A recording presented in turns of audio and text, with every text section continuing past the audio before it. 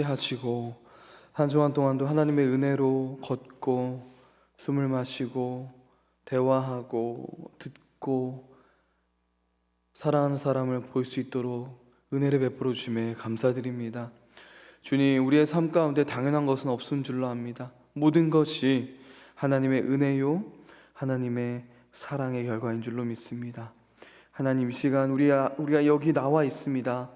오늘 함께 예배드리는 우리 모든 청년들 함께 해주시고, 이것도 하나님의 뜻입니다. 내가 온 것 같지만 하나님께서 인도하셨기에 내가 여기 있습니다. 하나님, 우리에게 은혜를 내리워 주시옵소서. 감사합니다. 예수님의 이름으로 기도합니다. 아멘. 할렐루야. 아멘. 우리 서로 인사하실까요? 드디어 봄이 왔습니다. 네, 봄이 왔습니다. 저번 주 한번 했던 것 같기도 하고, 그렇죠? 네, 반갑습니다. 날씨가 너무나 좀 좋아서 그런지 좀 많이 놀러 간 것 같아요. 네, 우리 어디에 있던지 네, 제가 기도하겠습니다. 굉장히 반가운 얼굴도 이렇게 맨 뒤에 우리 스위스에서 찾아온 우리 예고님 갑자기 저 처음에 찬양 부르는데 누구지 막 이랬거든요. 머리가 많이 길러가지고 네, 아무튼 너무 반갑습니다. 네. 오늘 하나님께서 우리에게 주신 말씀은 고린도후서입니다. 고린도후서 4장 16절에서 18절까지 말씀입니다. 16절, 17절, 18절 말씀, 저 한 절, 그리고 여러분 한 절, 우리 한 목소리로 18절을 읽겠습니다. 저부터 읽겠습니다. 그러므로 우리가 낙심하지 아니하노니 우리의 겉사람은 낡아지나 우리의 속사람은 날로 새로워지도다.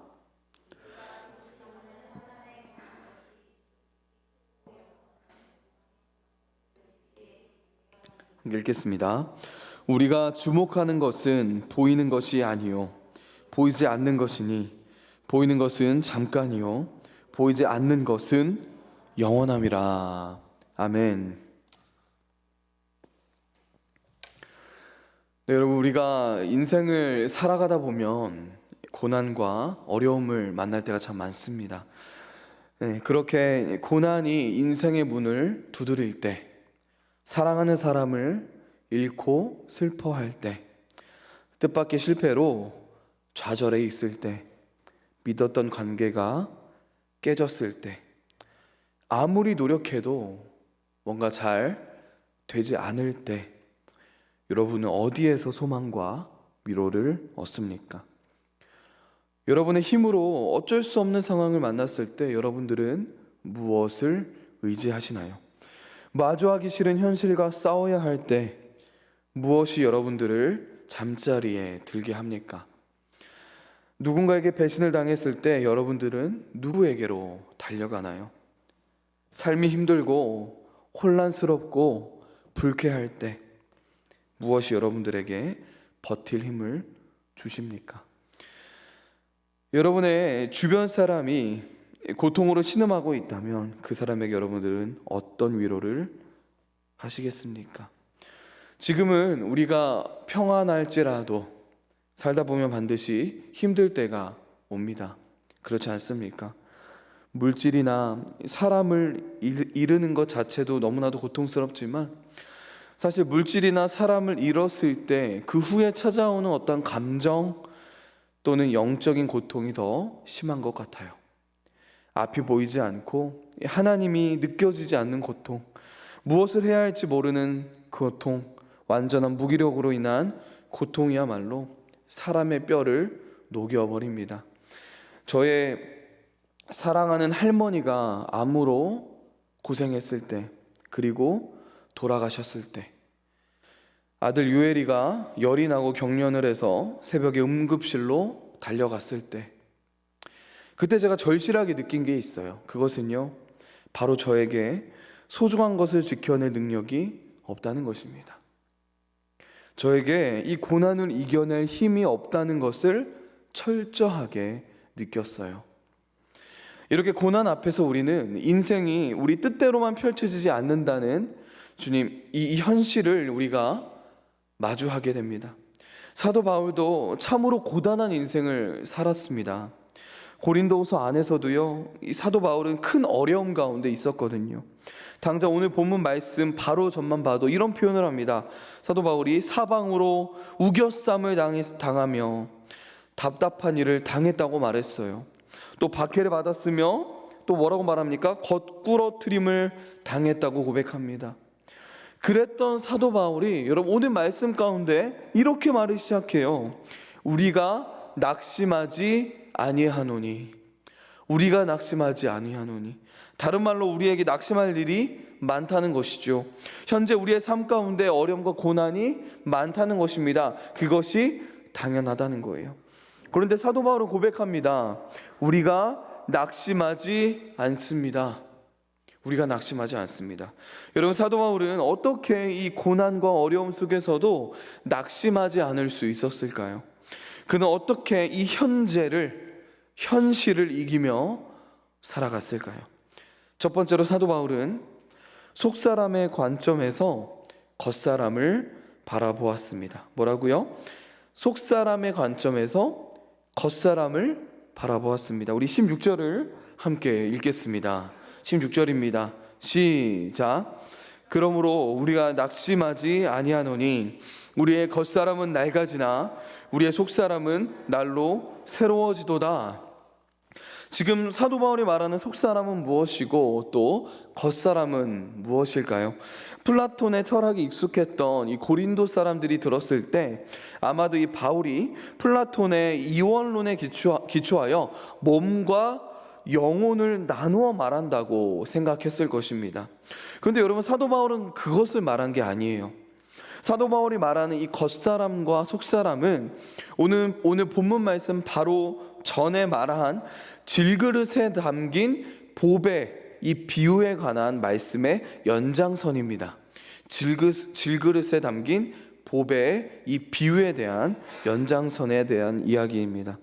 이 속사람은 보배를 말하는 거예요. 보배자미가 아니라 보배를 말하고 갑자기 속사람은 보배를 말하고 있습니다.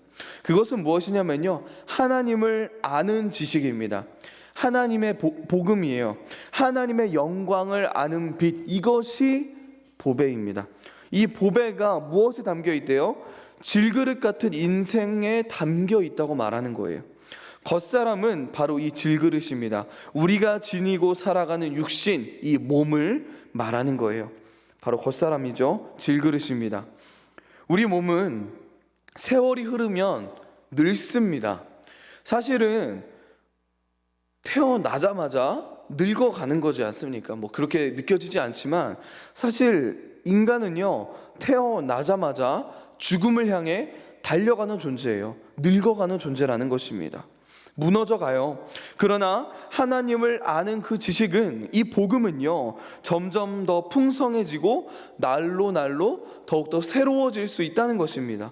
사도 바울은 에베소 교회를 위해 이렇게 기도했어요. 우리 에베소서 3장 16절에서 19절을 함께 읽겠습니다. 시작. 그의 영광의 풍성함을 따라 그의 성령으로 말미암아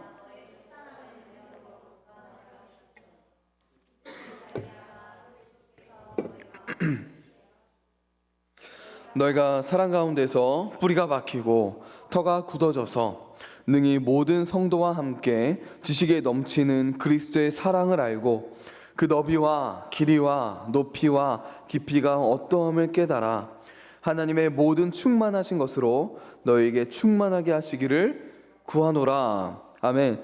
여러분, 바로 이것이 사도 바울이 의미하는 바 속사람이 새로워지는 것입니다.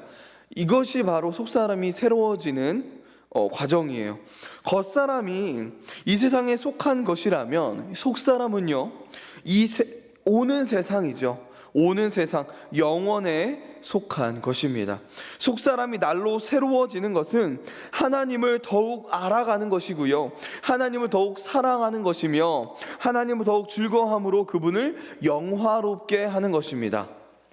속사람은 시간과 함께 사라질 겉사람인 이 육체와는 달라요. 그래서 절대로 사라지지 않을 것입니다. 이렇게 사도 바울은 이 세상의 시각으로 겉사람을 바라보지 않았다는 거예요. 이 세상의 시각으로 겉사람을 바라본다면 늙어감이 절망스럽겠죠. 우리의 육체의 연약함과 함께 우리의 기쁨은 사라지고 말 것입니다. 그러나 사도 바울은 이 속사람의 관점에서 겉사람을 바라본 거예요. 내 질그릇은, 나의 육체는 시간이 흐를수록 금이 가고 깨어지고 부서질 것입니다. 그렇겠지만 부서질수록 우리의 속은 날로 날로 새로워질 거라는 거예요.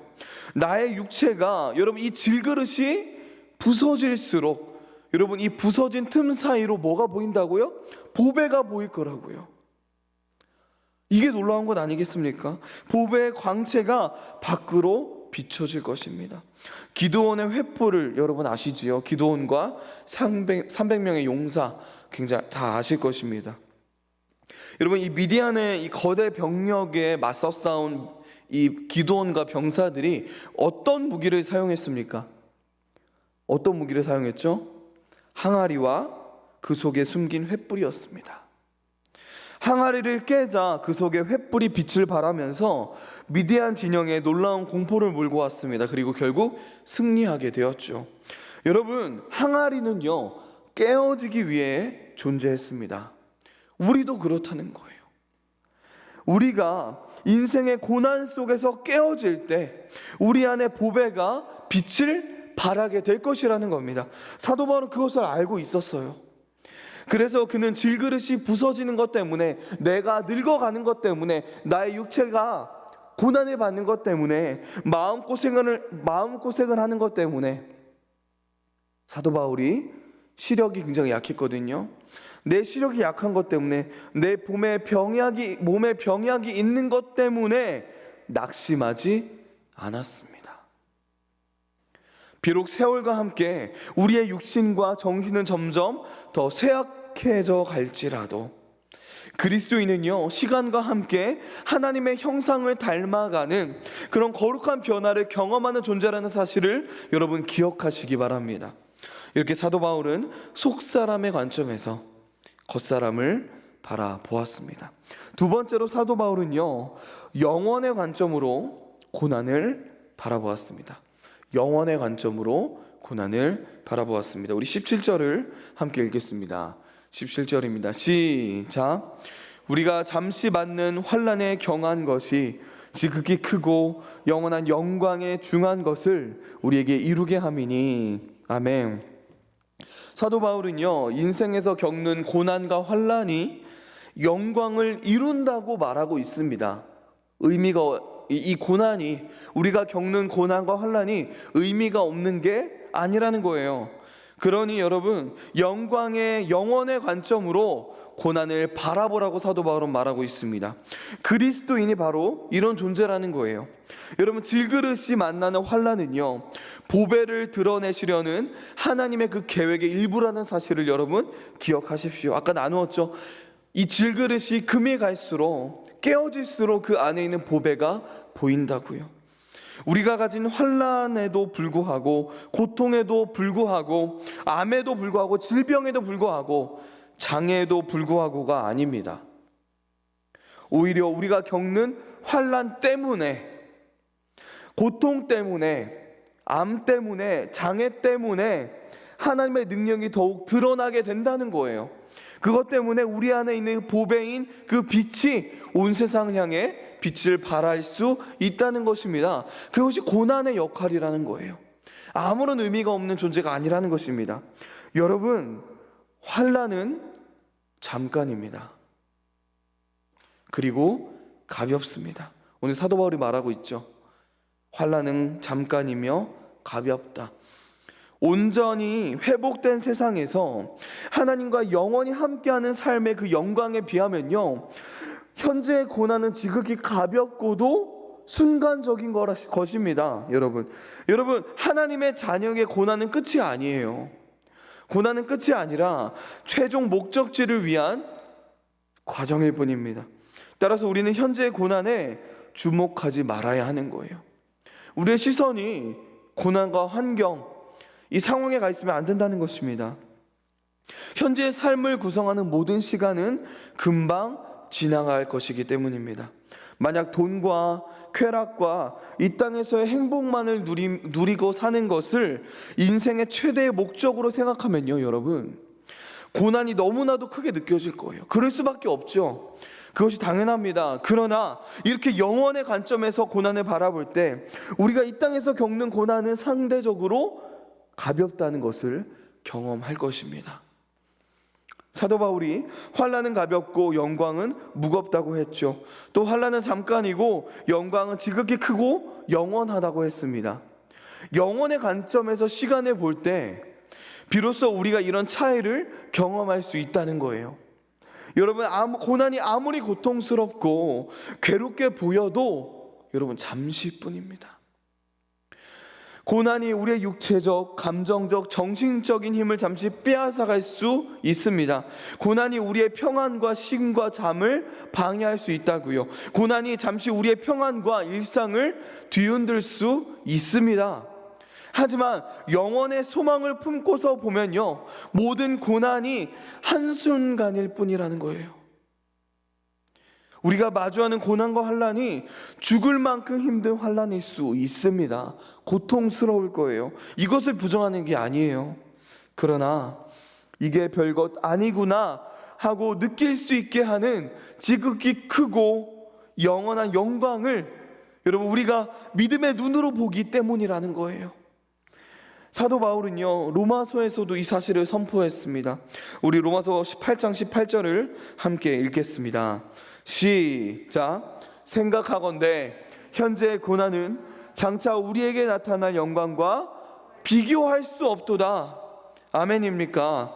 우리가 장래에 마주하게 될 그 영광, 왕이신 예수님께서 다시 이 땅에 오실 것입니다.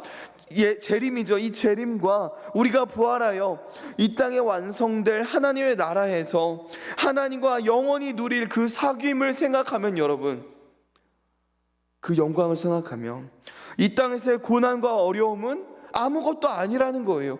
그 하나님과 함께하는 영원의 시간, 우리 그리스도인들과 함께하는 영원, 그 눈물도 없고 고통도 없는 그곳에서 영원토록 하나님의 영광을 바라보며 그분의 임재 속에서 하나님을 찬양하며 살아갈 그 영원의 시간에 비하며 이 땅에서 우리가 마주하는 고난은 너무나도 가볍다라는 것입니다. 여러분, 생각해 보세요. 만약 지금까지 제가 말씀드린 것이 거짓이라면, 가짜라면 우리는 교회 역사 속에서 그 수많은 순교자들을 어떻게 이해할 수 있겠습니까? 그들이 무엇 때문에 그렇게 죽음을 받아들였을까요? 여러분, 그들이 겪는 고난과 환난이 별것이 아닌 것이 아닙니다. 수많은 그리스도인들이 십자가에 달려 죽었고요, 끓는 기름에 빠져 죽었습니다. 사자에게 찢겨 잡아먹혔고요, 톱으로 썰리면서 죽었어요. 수많은 그리스도인들이 가시밭길을 걸었습니다. 무엇 때문에요? 예수님 때문에. 예수님을 부인했다면, 복음을 부인했다면, 믿음을 저버렸다면 모두 살 수 있었겠죠. 그러나 그들은 믿음을 저버리지 않았다고요. 믿음을 지켰습니다. 어떻게 그것이 가능했을까요? 그들 모두가 잠시 미쳐서 그랬을까요? 아니에요. 그들 모두 영원의 관점으로 이 고난과 환난을 바라봤다는 거예요. 사도 바울의 말 그대로 현재의 고난은 장차 그들에게 나타날 영광과 비교도 할 수 없었기 때문에 그것이 가능했던 것입니다. 여러분, 저는 여러분들에게 모두 순교하라고 말하는 게 아니에요. 이 땅에서 살아가면서 마주하는 많은 고난과 그 어려움을 영원의 관점으로, 그 영원의 시각으로 바라보자는 것입니다. 여러분, 마지막으로 사도 바울은요, 보이는 것이 아니라 보이지 않는 것에 인생을 걸었습니다. 보이는 것이 아니라 보이지 않는 것에 인생을 걸었습니다. 우리 18절을 함께 읽겠습니다. 시작. 주목하는 것은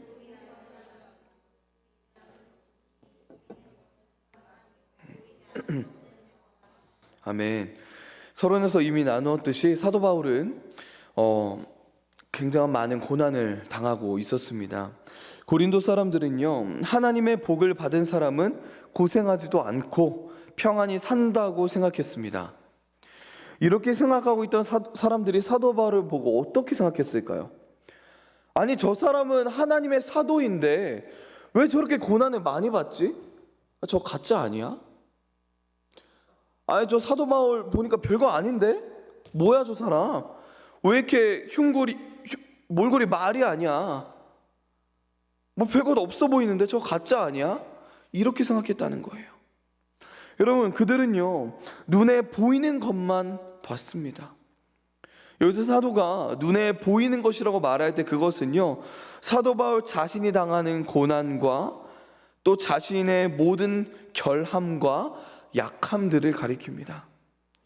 고린도 사람들은요, 이 사도 바울의 고난과 약함만을 보았기에 그를 바르게 평가할 수 없었던 거예요.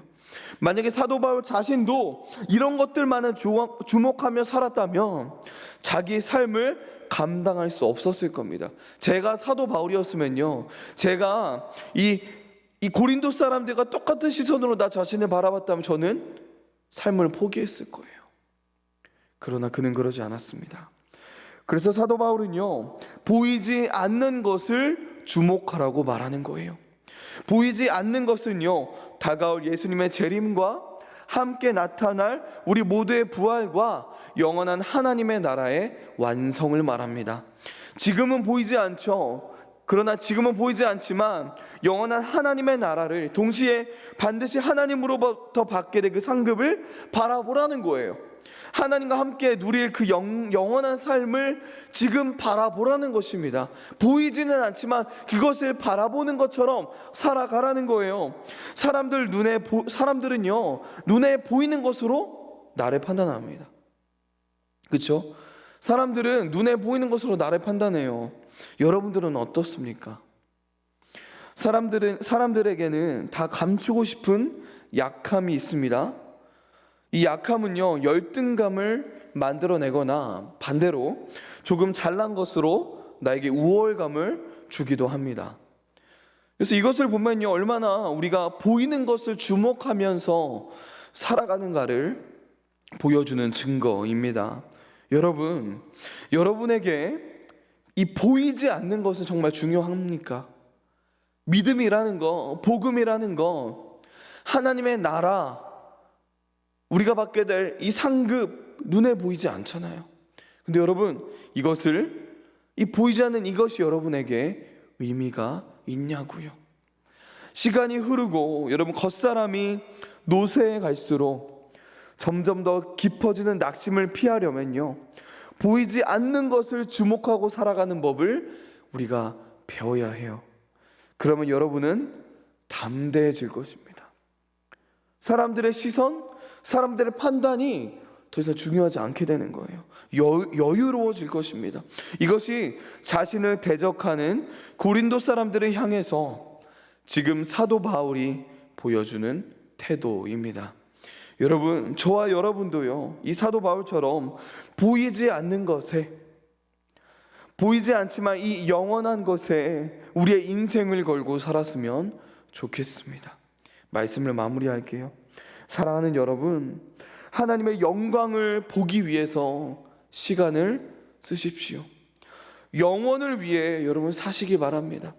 이 겉사람, 이 질그릇을 영화롭게 하느라 인생을 허비하지 마십시오. 이 질그릇은 깨져버릴 거예요. 결국 없어질 것입니다.